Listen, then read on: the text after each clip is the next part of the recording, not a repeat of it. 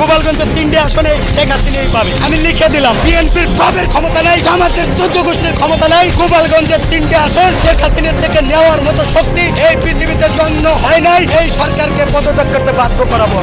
একটাই সরকার দরকার, শেখ হাসিনা সরকার বারবার দরকার। একটাই সরকার, আর কোনো সরকার আমরা চাই না। শেখ হাসিনা সরকারের টাইমে 4 ঘন্টা কাম করছি, 800-1000 টাকা পকেটে নিছি।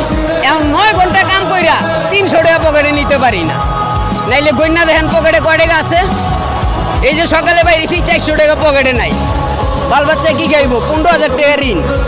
15,000 টাকা ঋণ এই ছাত্ররা যেদিন এই দেশে আইছে ক্ষমতায়। আজ দেশের কি অবস্থা? এই দেশ চালাই চলে আওয়ামী লীগ সরকার লাগবো, তাছাড়া কেউ পারবে না।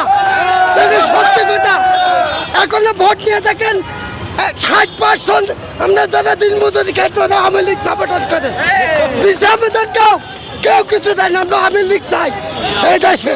ছাত্ররা কি দিচ্ছে বলে? আর সব ভুয়া, সব ভুয়া।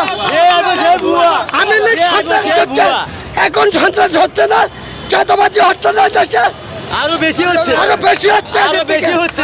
মেরে ফেলালি মেরে ফেলাক, উচিত কথা করে কবরে যাবো। এই দেশে আওয়ামী লীগ সরকার দরকার দরকার। আচ্ছা আচ্ছা আচ্ছা, ধন্যবাদ উনি সুন্দর কথা।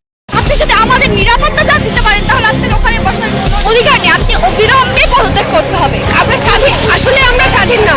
আমার রাস্তা আমাকে কি নিরাপত্তা দেয়? একটা ব্যর্থ সরকার, তার কাছে আর কিছু আশা করা যায় না। আমরা এটা মেনে নিয়েছি যে এই সরকারটা ব্যর্থ হয়েছে, পুরোপুরিভাবে ব্যর্থ হয়েছে। তারা যে সংস্কারের কথা বলেছে, তারা যে এখানে আছেন, এই সংস্কারটা আসলে আমরা দেখতে পাইনি। আপনি চিন্তা করতে পারছেন যে আমাদের দেশটা এখন কোন পর্যায়ে গিয়ে পৌঁছেছে?